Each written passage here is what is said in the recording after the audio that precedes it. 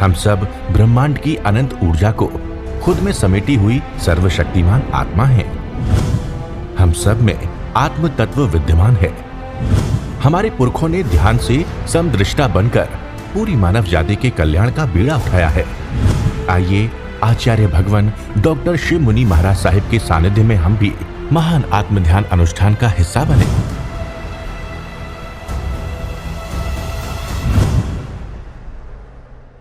प्यारी गुरुवाणी है बड़ी ही सुहानी। शासनपति भगवान महावीर जिनकी धर्म साधना, जिनकी वाणी, जिनकी मैत्री, जिनकी करुणा पंचम काल में हमारे पास है, प्रभु सिद्ध बुद्ध और मुक्त हो गए हैं। उनकी वाणी आप सुन रहे हैं। उपासक दशांग सूत्र में प्रभु की वाणी को, उनकी साधना को, उनके ज्ञान को, उनकी मैत्री को अनंत अनंत नमन प्रार्थना कृतज्ञता के भाव आपके सामने अनुवर्त की चर्चा चली हुई है। भगवान ने जो उपदेश दिया वाणिज्य ग्राम में दादाजी शत्रु और श्रावक अनंत श्रावक को, वही उपदेश सुधर्मा स्वामी जम्मू स्वामी को दे रहे हैं। और पहला अहिंसा अनुव्रत, 12 अनुव्रत हैं श्रावक के। पहले अहिंसा, निरपराध प्राणियों की जानबूझ करके संकल्प हिंसा नहीं करना।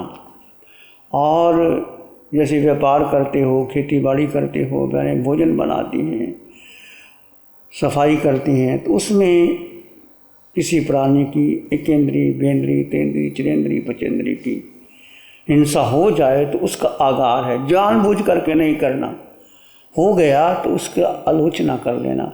जैसे भोजन बनाया, भोजन बनाते समय अग्नि का रम शरम होता है, जल भी लगता है और वनस्पति का छेदन भेदन भी होता है, 6 काय जीवों की आराधना हो सकती है।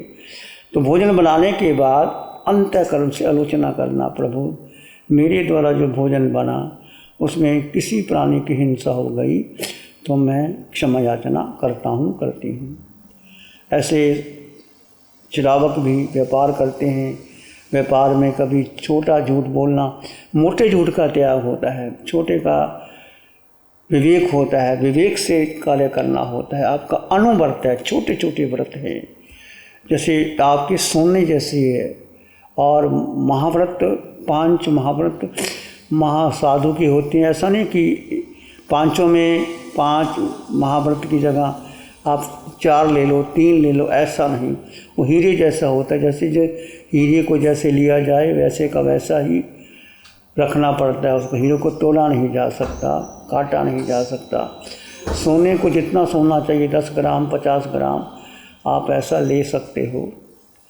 कहते हैं शरीफों की शराफत कभी कम नहीं होती, करो सोने के 100 टुकड़े तो कीमत कम नहीं होती। तो हम उसके बारे में चर्चा कर रहे हैं। दूसरा अनुव्रत मृषावाद, झूठ का त्याग। सत्य क्या है? सत्य और झूठ।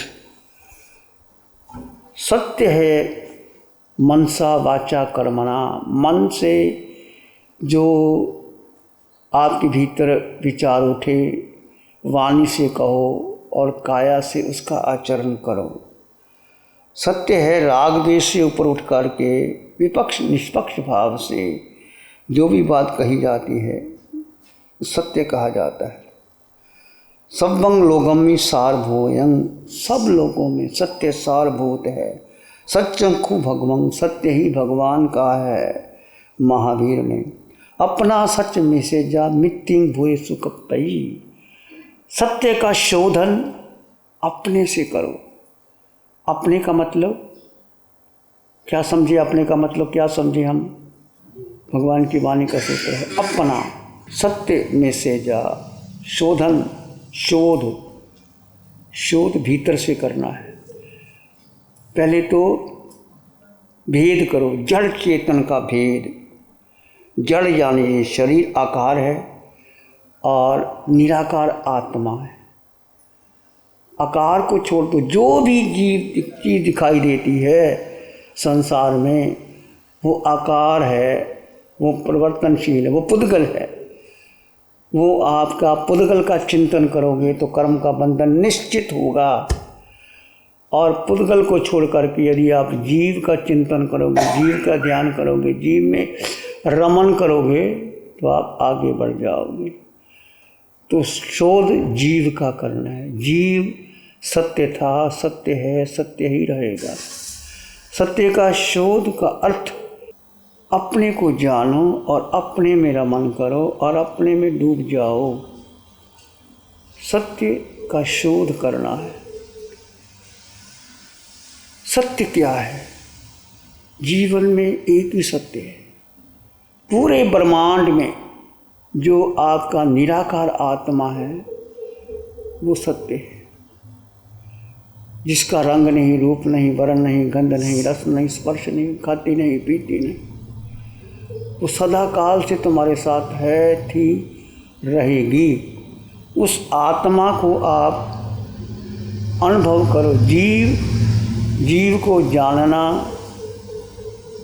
पहचानना, अनुभव करना, अनुभव करने के बाद उसमें उतर जाना, उसमें गहरे चले जाना, उसमें डूब जाना, उसकी शोध करना। और ये शोध ऐसा नहीं कि 2 घंटे 4 घंटे आपने ध्यान कर लिया तो शोध पूरी हो गई। 24 घंटे अपने को जानने में कुछ भी कर रहे हो। तुम कहाँ हो? जीव कहाँ है? अंतर आत्मा का है। जो जो क्षण, जो जो पल, जो जो मुहूर्त तुम अपने में स्थित रहे वो तुम्हारे कर्मों की नजरा है।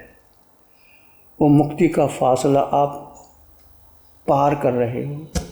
और जो जो क्षण, जो जो पल आप पुद्गल में चलेगी, पुद्गल यानी शरीर में, आर्तरोदर ध्यान में, कर्ता भोक्ता भाव में, मैं कैसे करूं, मैं कैसे जाऊं, मैं कैसे बैठूं, मैं कैसे बात करूं, वो दूसरा क्या कर रहा है, क्या नहीं कर रहा है, किसी के बारे में तुम्हें जानने का अधिकार ही क्या है?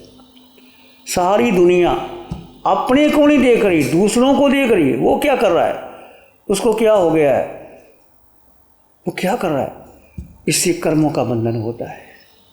भगवान ने कहा जो आत्मार्थी साधक होता है वो किसी की तरफ देखता ही नहीं, वो अपने को देखता है, अपने को जानता है और सब में आत्मा के दर्शन करता है।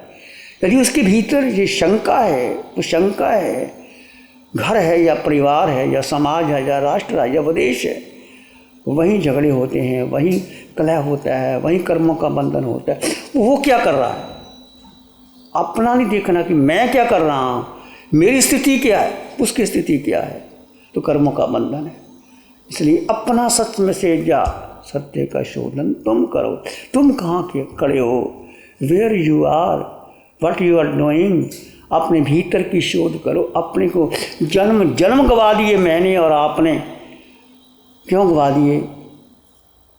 वो क्या कर रहा है, पड़ोसी क्या कर रहा है, पड़ोसी की बेटी क्या कर रही है। एक राजा का बेटा था, सप्त के वसन उसके पास थी, सारे सातों के साथ एक वसन, मांस खाना, शराब पीना, जुआ खेलना, परस्त्री गमन, वेश्या गमन, शिकार, सारे। राजा बहुत दुखी था। राजा कहता मैं क्या करूं, मानता ही नहीं बात को। तो सोचा राजा ने चलो कुछ संतों को चर्चा करते हैं। सुना तो उनके नगर में एक संत आ गए। तो राजा ने कहा चलो संतों के पास लेके चलते हैं, शायद संत उसकी बात को सुधार देंगे, कह देंगे। राजा संतों के पास लेके गया। संतों ने उपदेश दिया कि सप्त के वसन का शराब नहीं पीना, जुआ नहीं खेलना, मांस नहीं खाना, ये नहीं करना। बोल राजकुमार को बुरा लगा, वो उठ के चला गया, दोबारा आया ही नहीं। अब आपको चला जाए तो क्या कर सकते हैं, तो दोबारा कहते हैं मैं नहीं जाऊंगा संत के पास। राजा ने सोचा चलो किसी तरीके से सुधारो। एक और संत आए, उसके पास राजा लेके गया, वो भी सुधरा नहीं। एक और बड़े संत आए, तो राजा ने उनके पास कहा बेटे चलो संतों का उपदेश सुनना चाहिए, करना ना करना तुम्हारी मर्जी। तो चला गया। उसने पहले शर्त लगा ली कि मुझे उपदेश अच्छा लगा तो मैं सुनूंगा, नहीं तो नहीं सुनूंगा। राजा ने कहा ठीक है। संत ने क्या उपदेश दिया? संत ने कहा देखो मैं अपने हिसाब से उपदेश दूंगा, मैं तुम्हारे कहने से कोई निर्णय नहीं करने वाला। अच्छा जैसा तुम्हें समझो। तो पता था संत को कि ये सत्य कोई व्यसनी है। तो संत ने कहा देखो मैं एक ही बात आपको कहता हूँ, सांच बराबर तप नहीं, झूठ बराबर पाप। सांच बराबर तप नहीं, झूठ बराबर पाप। जाके हृदय सांच है, ताके हृदय आप। जाके हृदय सांच है, ताके हृदय आप। उस राजकुमार को संत ने कहा सांच बराबर, सत्य के बराबर कोई तप नहीं। सत्य से ये पृथ्वी खड़ी है, सत्य से जी सूरज चंद्रमा तारे सब कुछ चलते हैं, सत्य का आधार है। और पाप झूठ बराबर पाप नहीं, झूठ बोलना इससे बुरा कोई पाप नहीं। जाके हृदय साच है, जिसके हृदय में सत्य रहता है परमात्मा उसके भीतर वास करते हैं, परमात्मा वहीं रहते हैं। राजकुमार को उपदेश बहुत अच्छा लगा। उसने कहा सत्य तो मैं स्वीकार कर लेता हूँ कि सात को उसमें सत्य तो आता ही नहीं। तो खड़ा हो गया राजकुमार के, मुनिवर मुझे नियम दे दीजिए। मुनिवर देखो ये नियम पालना होगा, जो मैं कह रहा हूँ हाँ हाँ मैं पालूँगा, मैं क्षत्रिय हूँ, क्षत्रिय तो अपने प्राण की बाजी लगा देता है, मैं पालूँगा। तो मुनि ने उसको कहा कि झूठ नहीं बोलना, बस एक ही नियम कह दी। खुश हो गया, चले गए। रात को फिर वही मंडली इकट्ठी होकर आई, चलो आज क्या करना चाहिए। शराब पियेंगे, शराब पियेंगे तो पैसे कहाँ से लाओ। कहते खजाना है राजा का, लूट लेते हैं। राजकुमार ने कहा नहीं भाई, मैं तो सत्य के नियम लिया है, ना तो मैं करूँगा ना मैं कराऊँगा। तुम जो भी करोगे तुम्हें भुगतान करना पड़ेगा। यदि राजा ने मेरे पिता ने पूछा तो मैं बता दूँगा कि इन्होंने चोरी की है। तो सब डर गए, कहते हम क्यों पकड़े जाएंगे, हमें फिर राजा दंड देगा, कैसे सजा देगा। तो कहते उन्होंने चोरी नहीं की, तो ना उन्होंने शराब। ऐसे ही मित्र मंडली के लोग आते रहे। उस राजकुमार ने कहा देखो मैं जो करूँगा सत्य के सिवाय कुछ नहीं करूँगा। मैंने झूठ बोलने का प्रत्येक ध्यान दिया। तो जो भी मित्र मंडली आती वो कहते चलो घूमने चलो। अब सब जगह पैसे की ज़रूरत पड़ती है, पैसा कहाँ से लाओ, हमारे पास तो है नहीं, तुम तो राजकुमार थे, तुम सारी व्यवस्था करते थे। तो उन्होंने कहा मैं राजकुमार था पर राज्य का अधिकार मेरा नहीं है, मेरे पिताजी ने पैसे है, जो तुम करोगे मैं सत्य बता दूंगा। इन्होंने ऐसे किया। तो कहते हैं धीरे धीरे सारे स्वार्थी मित्र चले गए और उनके पास टिके नहीं। उस राजकुमार ने सातों के व्यसन का त्याग कर दिया, एक सत्य का पालन किया, सात के व्यसन टूट गए। और वो राजा बहुत खुश हो गया। उसको कहा कि देख बेटे, कहते पिताजी मैं आगे से कोई सत क्वेश्चन नहीं करूँगा, मैं आपकी आज्ञा मानूंगा। मैंने बहुत बहुत आपके साथ अन्याय किया है और आपकी बात नहीं मानता रहा, परंतु संत की एक बात मुझे हृदय में घर पड़ गई। इसलिए जीवन में एक प्रतिज्ञा, एक संकल्प कर लेना। न्यायालय में जाते हो तो वक्त जज क्या बोलता है, जो कुछ कहूँगा सच कहूँगा, सच के सिवा, पर वो वैसे का वैसा ही रहते हैं। सत्य बोलना बहुत बड़ी हिम्मत चाहिए। प्यारी गुरुवाणी है बड़ी। ध्यान करेंगे, आंखें बंद, मन वचन काया शांत, शरीर शांत, विचार शांत, सृष्टि शांत, वातावरण शांत, हर दिशा हर किनारा शांत शांत शांत। सर के सिरे से पांव के अंगूठे तक अपने भीतर शुद्ध चेतना का एहसास कीजिए। तुम केवल केवल केवल आत्मा हो, जीव तत्व, आकार में निराकार आत्मा, शुद्ध आत्मा, पवित्र आत्मा, निर्मल आत्मा। अष्ट गुणों से युक्त आत्मा,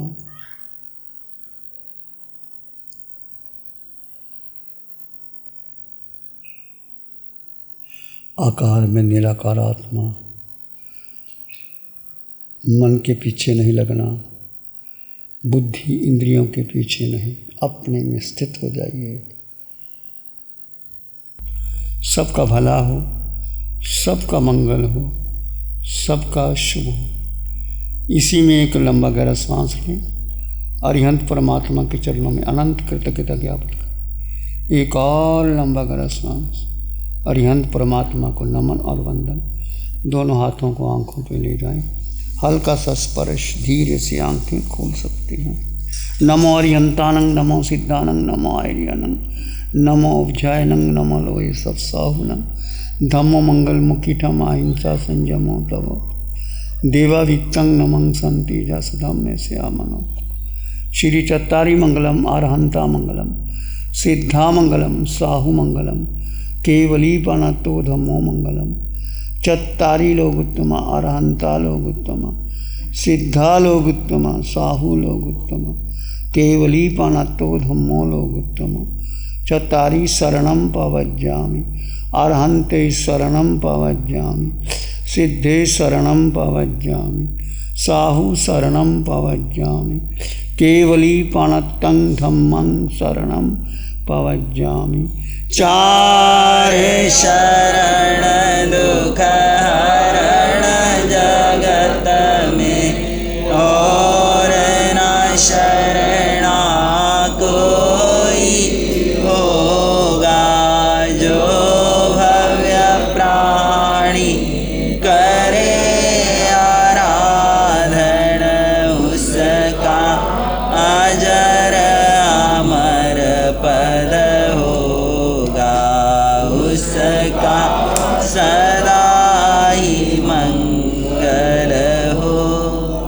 programme sponsored by Bindiya Raj, Bhanwarlal S Lodha, Vinod ben B Lodha, Awadh Shangrila, Surat. गुरु हमको ऐसी कृपा दृष्टि दे।